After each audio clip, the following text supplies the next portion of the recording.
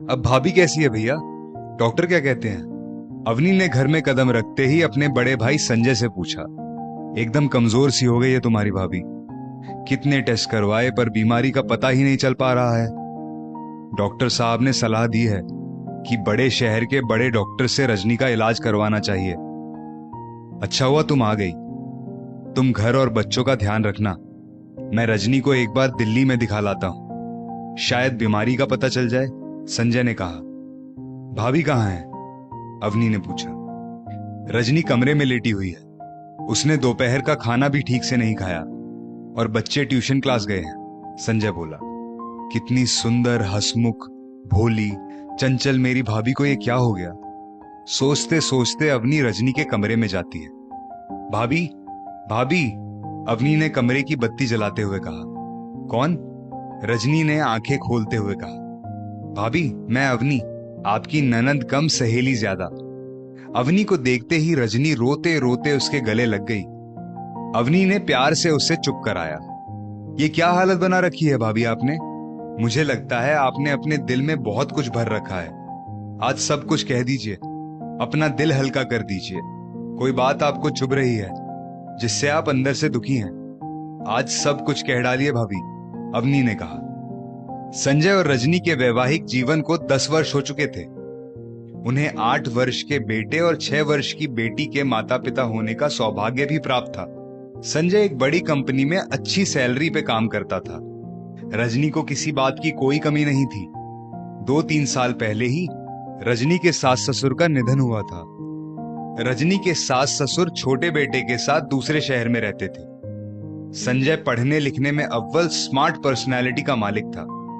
उसे एमबीए करने के बाद अच्छी जॉब मिल गई। उसके लिए एक से बढ़कर एक रिश्ते आने लगे। संजय की केवल एक ही शर्त थी, लड़की बेहद खूबसूरत होनी चाहिए, सांचे में ढली हुई। संजय तो सुंदरता का पुजारी बना बैठा था। एक बार संजय के एक दोस्त की बारात एक गांव में जाती है। वही शादी समारोह में संजय की मुलाकात रजनी से होती है। गांव की भोली भाली रजनी पर संजय पूरी तरह लट्टू हो गया और घर में सबको बता दिया कि शादी करेगा तो इसी लड़की से, नहीं तो नहीं करेगा। संजय के पिता ने संजय को समझाने की काफी कोशिश की। बेटा, रजनी का मानसिक और बौद्धिक स्तर तुम्हारे बराबर का नहीं है। सिर्फ खूबसूरती से कुछ नहीं होता, तुम दोनों के जीवन स्तर में भी जमीन आसमान का फर्क है। सोच समझकर कोई फैसला लेना। लेकिन संजय अपने फैसले पर अड़िग रहा। बड़े घर के लड़के ने उनकी बेटी को पसंद किया, ये सोच सोचकर ही रजनी के माता पिता फूले नहीं समा रहे थे। इस तरह संजय और रजनी की शादी हो जाती है। रजनी एकदम भोली, बातूनी, दुनियादारी से परे लड़की थी और वहीं संजय रौबीला, कम बोलने वाला, अकड़ में रहने वाला व्यक्ति था। इधर कुछ समय से रजनी की तबीयत खराब रहने लगी। संजय ने उसे कई डॉक्टरों को दिखाया पर कुछ नतीजा सामने नहीं आया। रजनी की हालत दिन ब दिन कमजोर होती जा रही थी। ना वो पहले की तरह लोगों से दिल खोलकर बातें करती थी, ना ही सजने संवरने का शौक रखती। संजय ने इस बात की जानकारी अपने परिवार वालों को दी। भाभी की खबर सुनते ही संजय की बहन अवनी तुरंत चली आई। अवनी और रजनी की 2 घंटे तक बातचीत चली। अवनी कमरे से बाहर आती है। भैया, भाभी की इस हालत के जिम्मेदार केवल आप हैं। भैया, आप एक अच्छे बेटे, अच्छे भाई, अच्छे पिता तो बन गए, लेकिन अच्छे पति नहीं बन पाए, अवनी ने कहा। ऐसा क्यों बोल रही हो अवनी? मैंने तुम्हारी भाभी को धन दौलत, ऐशो आराम सब कुछ तो दिया है, किसी बात की कोई कमी नहीं रखी, संजय बोला। भैया, भाभी ने आपके हिसाब से अपने आप को ढालते ढालते खुद को खो दिया। अपनी पहचान खोकर अस्तित्वहीन जीवन भला कोई कैसे जी सकता है? शादी के शुरुआती समय में तो आपको उनकी सुंदरता के सामने कुछ भी दिखाई नहीं दिया। फिर धीरे धीरे मोह भंग होने पर उनके खिलखिलाकर हंसने में भी आपको फूहड़ता नजर आने लगी। दोनों हाथों में भरी भरी चूड़ियां, मांग में भरा सिंदूर आपको ओल्ड फैशन नजर आने लगा, क्योंकि आपके ऑफिस की महिलाएं और दोस्तों की पत्नी ऐसा श्रृंगार नहीं करती थी। आपकी पत्नी शुद्ध हिंदी बोलती थी, अंग्रेजी नहीं बोल पाती थी। इस बात पर आपको कमी नजर आने लगी। उनका आपके प्रति समर्पण भाव कभी आपको दिखाई नहीं दिया। भाभी हर दिन हर पल आपकी नजरों में ऊपर उठने की कोशिश करती रहती। अरे भाभी तो ठेठ गांव की थी, यहां आने के बाद भी सारा काम हाथ से ही करती। मेहनती शरीर थोड़ा ज्यादा खाने की मांग करता, पर आप तो उनके खाने पीने में भी रोक लगा बैठे। उनकी खाने की थाली से उनके पसंदीदा चावल, मीठा हमेशा के लिए हटा दिया, ये सोचकर कि कहीं फिगर खराब ना हो जाए। उनके मायके वालों का आना भी आपको पसंद नहीं था, क्योंकि उनका रहन सहन आपकी तरह नहीं है। भाभी को भी उनके मायके आप ज्यादा दिनों के लिए नहीं जाने देते थे, क्योंकि आपको डर था कि वो अपने मायके का रहन सहन फिर से ना अपना ले। ऑफिस के फैमिली प्रोग्राम में साथ में नहीं लेकर जाते थे, क्योंकि आपके हिसाब से भाभी वेल ड्रेसअप नहीं होती थी। वहां सब के साथ खुलकर बात करना चाहती थी, पर आपको ये पसंद नहीं था। उनके बोलने पर भी आपने पूरी तरह से कंट्रोल कर दिया।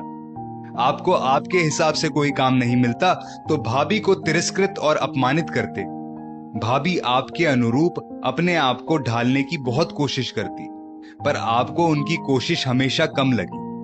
आपकी खुशी के लिए उन्होंने अपने डांस के शौक को भुला दिया। उन्हें गाने सुनने का भी कितना शौक था, पर आपको ये जरा भी पसंद नहीं आया।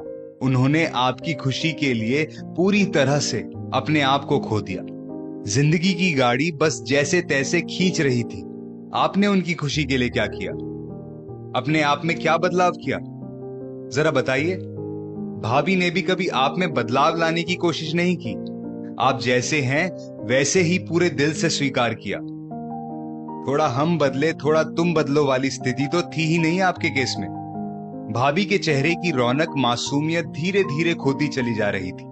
इसका कारण मैंने कई बार भाभी से जानना चाहा, पर उन्होंने कोई जवाब नहीं दिया। खुद को खोकर खुश नहीं रह सकते। हर इंसान को जिंदगी अपने ढंग से जीने का अधिकार है। समझौता एक लिमिट तक ही सही होता है। भाभी आपकी आकांक्षाओं पर खरी नहीं उतरी, तो आप बार बार कटु शब्दों से अपनी पत्नी को आहत करते। आप उनके व्यवहार, हर काम पर टोकते, कटु शब्द बोलते, जिससे उनका आत्मविश्वास लगातार कमजोर पड़ता गया। भाभी डिप्रेशन की शिकार हो गई। बिंदास छवि वाली हमारी भाभी सबके सामने दो शब्द कहने में भी हिचकिचाने लगी। भैया, अभी भी कुछ नहीं बिगड़ा। समय रहते भाभी को वापस लाया जा सकता है। उन्हें जिंदगी अपने हिसाब से जीने दीजिए, जैसे आप अपनी जिंदगी जीते हैं। जैसी भी है उन्हें दिल से स्वीकार करें। उन्हें बदलने की कोशिश ना करें। दूसरों के लिए खुद को पूरी तरह से बदलकर कोई खुश नहीं रह सकता। अवनी ने भाई को सच्चाई से रूबरू कराया। छोटी बहन की बातें सुन संजय कुछ कुछ समझ रहा था। वो अपनी पत्नी को खोना नहीं चाहता था। मैं वादा करता हूं, मैं जल्द ही अपनी पहले वाली चहकती मुस्कुराती पत्नी को वापस लाकर रहूंगा। संजय ने अपनी बहन से वादा किया। अगले दिन सुबह सुबह संजय ने टेप रिकॉर्डर पर मधुर संगीत चालू किया। रजनी के मन में थोड़ी हलचल हुई। फिर संजय ने आसपास के कुछ छोटे बच्चों को बुलाया। रजनी, ये बच्चे तुमसे डांस सीखना चाहते हैं, क्या तुम इन्हें डांस सिखाओगी? संजय बोला। रजनी ने आंखों में आंसू लिए हां में सिर हिलाया। कुछ दिनों बाद संजय ने शास्त्रीय संगीत एकेडमी में रजनी का एडमिशन भी करवा दिया। संजय की छोटी छोटी सकारात्मक कोशिशों के कारण रजनी जल्द ही मानसिक और शारीरिक रूप से स्वस्थ हो गई। पहले की तरह खुशी उसके चेहरे पर साफ झलकने लगी। दोस्तों, हमारा खुश रहना सबसे ज्यादा जरूरी है। किसी के लिए भी पूरी तरह से खुद को बदलने की कोशिश ना करें, क्योंकि लोगों की उम्मीद कभी खत्म नहीं होती। खुद को खोकर हम कभी खुश नहीं रह सकते। इस स्टोरी को लेकर आपकी क्या राय है, नीचे कमेंट करके जरूर बताइएगा। और ऐसी ही और भी बेहतरीन वीडियोस के लिए हमारा पेज जरूर फॉलो करें।